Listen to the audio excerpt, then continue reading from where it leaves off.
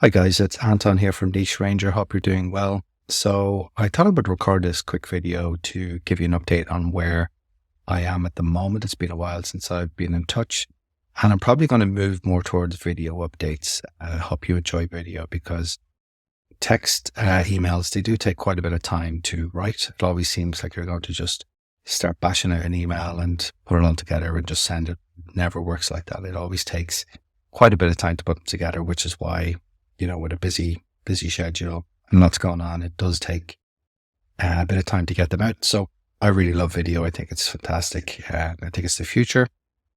As you can see, when you Google something and see all the video results coming up, Google and the world at large, TikTok, etc., Facebook video, it's really the future for me, video and audio. So not saying that I won't be sending email newsletters with text-based newsletters, but just trying this format for the first while. So going to give you an update on where I am at the minute. So I've moved from, you might have seen my last tweet from 2 days ago. So I've very much moved from niche sites to rank and rent and local SEO. Rank and rent, local SEO is so much easier than niche sites. So you're talking about looking at a particular geographic location. It might be your town or city or anywhere around the world. It could be where you live, or it could be somewhere in another country or another state, etc. So far easier to do this than to spin up a new site that may go nowhere. I've started a couple of AI generated sites in the past while, and just throwing up content, and it's like, they might get 1 or 2 visits a day. Obviously you do need to push them, you do need to work on them, but really, this is the future for me. Local is the future. It's not going to be the only thing I work on. I am still working on my new sites, but yeah, I wanted to just share that and to give you a little bit of an overview. So looking at the agenda I have here, this could turn out to be a very long video, but I'm going to keep it quite short if possible. So I'm going to give you some thoughts, starting out on what's been happening and my pivot, and then I'm going to get into rank and rent, how it works, how to get started. Obviously this could be a long video if I went through each step in detail or each point in detail, but I will save these topics for other videos. They could probably be a video in and of themselves in many cases. So yeah, so basically what's been happening is my main niche site that was on Mediavine, it's in the food niche. I don't mind sharing that. So that did get hit quite badly in the HCU, last September. So I actually only beaten Mediavine a few weeks, luckily, when the site got hit. And actually, I believe it was just before it got approved for Mediavine, I did see a kind of a dip in traffic, or it might have been just after. But pretty much, bottom line, I was lucky to get into Mediavine and to get those higher RPMs. But it's pretty much gone from doing around 1,500 visits a day to around 100 visits a day, which is lovely. Thanks, Google. I was not at all that surprised by what happened, because pretty much I saw an opportunity to go after a lot of low competition keywords. I saw somebody doing something similar. And while I didn't go in and copy all their content, which I'd never recommend you do, I definitely borrowed heavily from their themes and their approach. And it was pretty much just lash the content up and try and get as much traffic as possible and monetize. So that's really it, the lazy SEO approach. And surprise, surprise, it very much keyword target did get slammed, like many of your sites, I assume. So, I think in some ways, Google's gotten a lot of flack here, and, sites like Retro Dodo getting hit, which I haven't actually looked closely at that website, but I understand it's written by someone who's passionate about what they do, and lots of other sites are caught in crossfire. So, could be the case that they're over-optimized, that they're going too heavy with monetization, that they're clearly developing content to just rank and to get traffic, and not actually qualified in that niche, etc. But with Retro Dodo, I don't think that's the case, and probably many other sites do. So I think with any major update like this, there are going to be sites that get caught in the crossfire. But for me, I can kind of see where Google's coming from as well, because if you look at the search results, just see and find it. So this is similar. I'd calls to look for a new dishwasher lately, and I went on Google, as you do. Some of you will have switched to Bing, of course, but I went to Google, and this was the first result I got. Surprise, surprise, we're in it. But I clicked into it, and I pretty much was very happy with what the results I got, because ultimately what I think Google's trying to do is to go back to basics, and they want their search engine to reflect how people seek out and get information in the real world. So if you were looking to buy a dishwasher, one of the things you might do is you might ask your friends and family what dishwasher they have. You might be over at their house and note, oh, I see you've got a Bosch, or I see you've got a Miele, whatever it is. You might ask around, you'll do a few Google searches, you might ask on a forum, etc., or on Facebook or whatever. And what you're going to get here are these people have no agenda, okay? So the first result you're getting in search results here, there is no agenda. People are just talking what's worked for them. The Bosch might be a touch quieter, their interior racks are nicer, more functional on the Miele. So this is the kind of information where people have no agenda. They're just giving their opinion. They enjoy sharing their viewpoint. They're not dropping affiliate links. And I got a lot of value from, I think it was this discussion, because I knew I was just getting the real deal here. I'm getting first-hand experiences, people who just want to share what they think. And what's interesting is that if you want to revisit what Google search results used to look like, you can probably go over to Bing and actually just do a little scroll. And Bing's results for me are just not great. The first result is literally the Miele website. Now that is absolutely ridiculous. I don't know what Bing's search engineers are thinking. It just shows the gap between the quality. I mean, quality is a disputed word at the minute when it comes to quality. Google search results is very much disputed. But if you look at the engineering behind it, why on earth should I be getting Miele as the first result? Okay, sorry, this is an ad. That's terrible. I that's, the tiniest little ad icon there. Got it now. Okay. But I'm getting Designer Appliances, which is like a review site. That does come up on Google as well.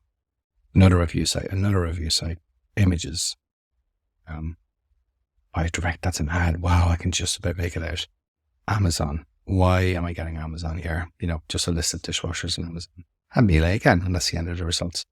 So not very helpful at all. Whereas Google, they do have Reddit, they do have the first experiences. The second result, which I also checked out, was Arnold's Appliance. So this is actual long-standing appliance store. Sure, where they're based somewhere in the States.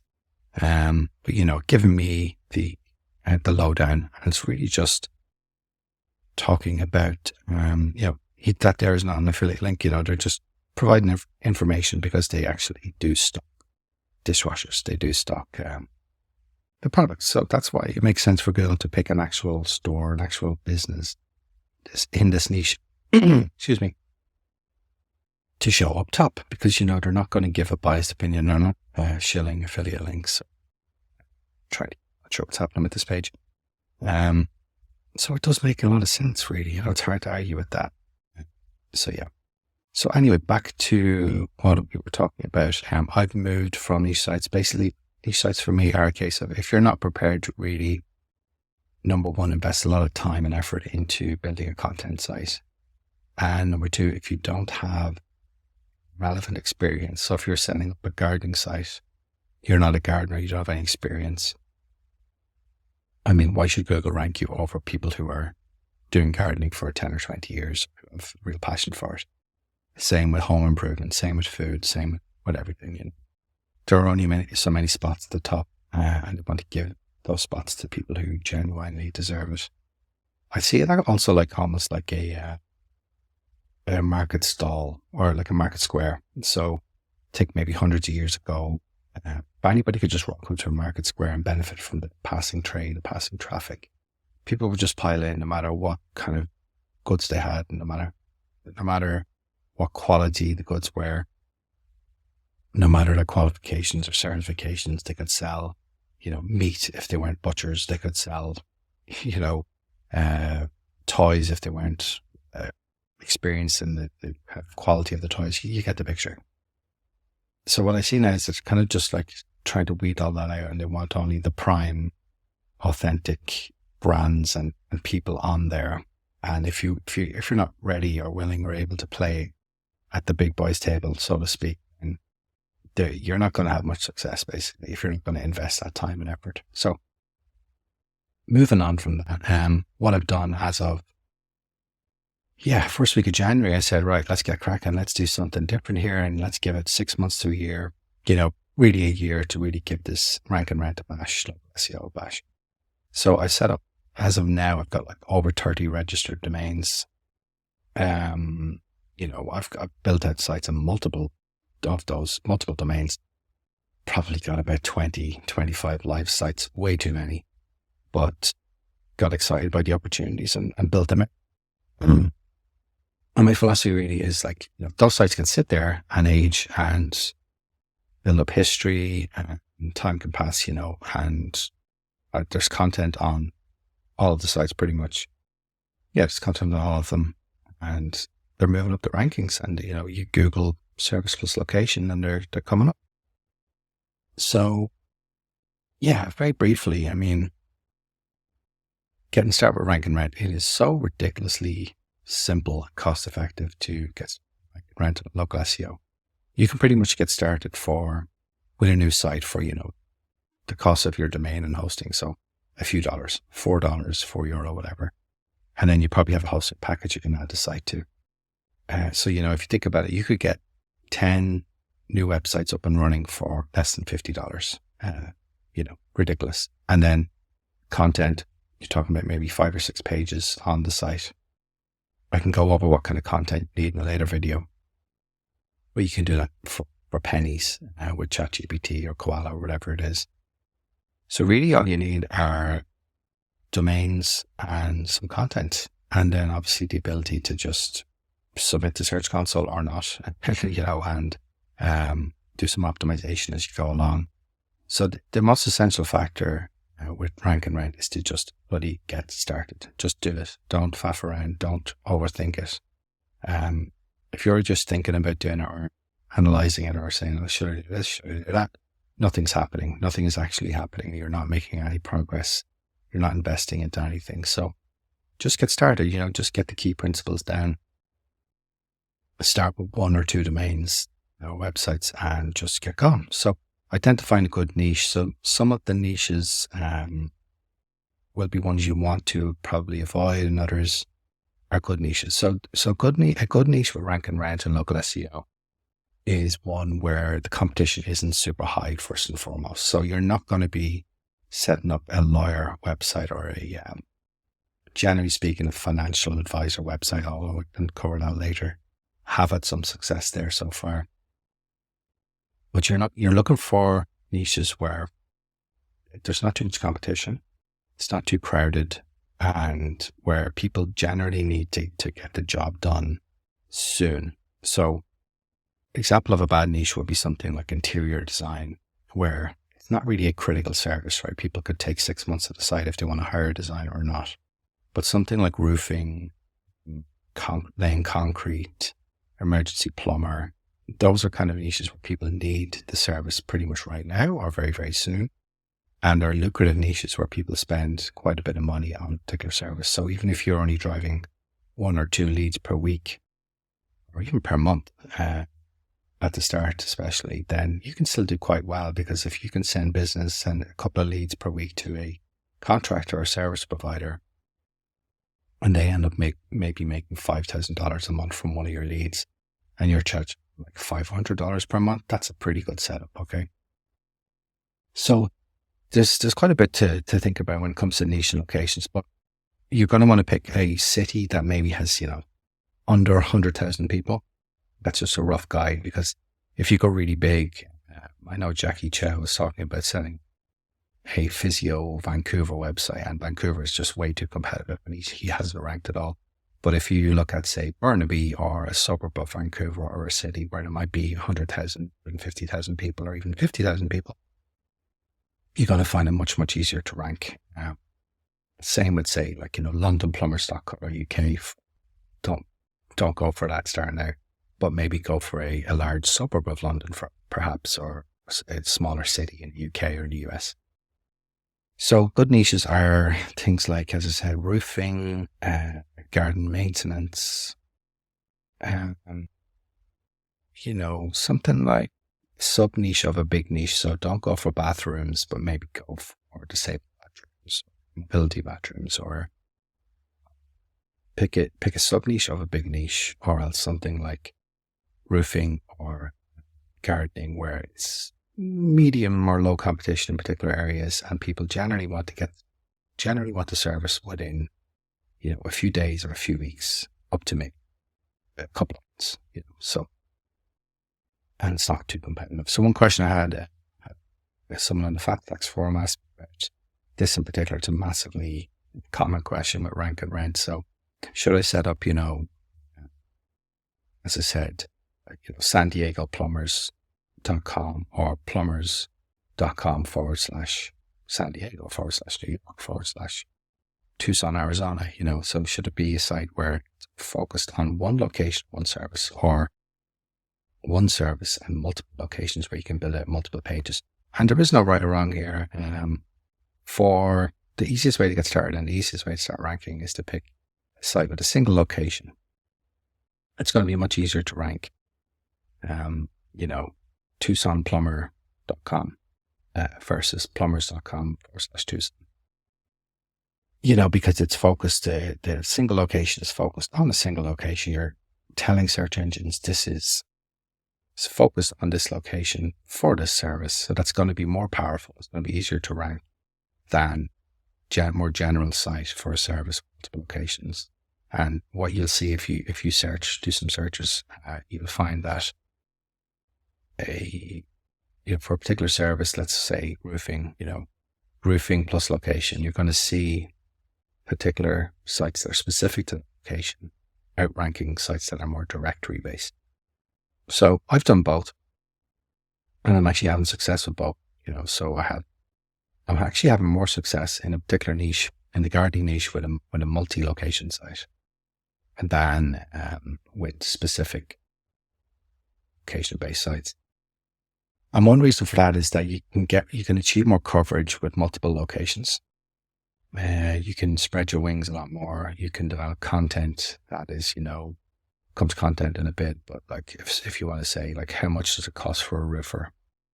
You can publish a post like that, rank in a location, and then get the benefit of people coming onto a site from different locations. So for example, like if you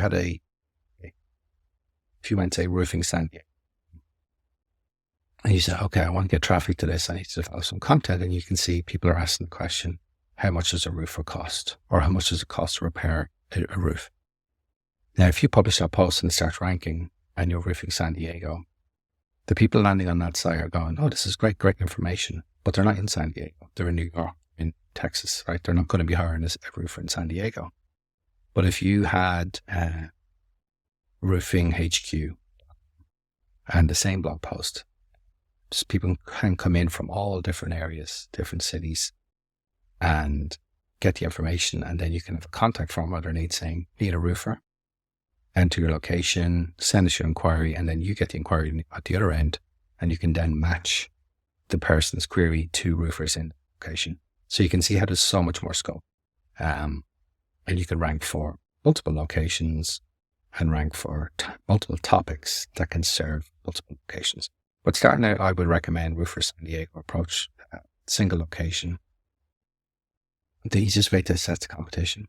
If the question is, your question is going to be, which location do I go for? So taking the example of roofing, you're going to want to do your research. You're going to want to use, Ahrefs or Moz to assess the competition in that location. So Roofer San Diego, go in, Google that, Google related terms, and then look at the top 10 results.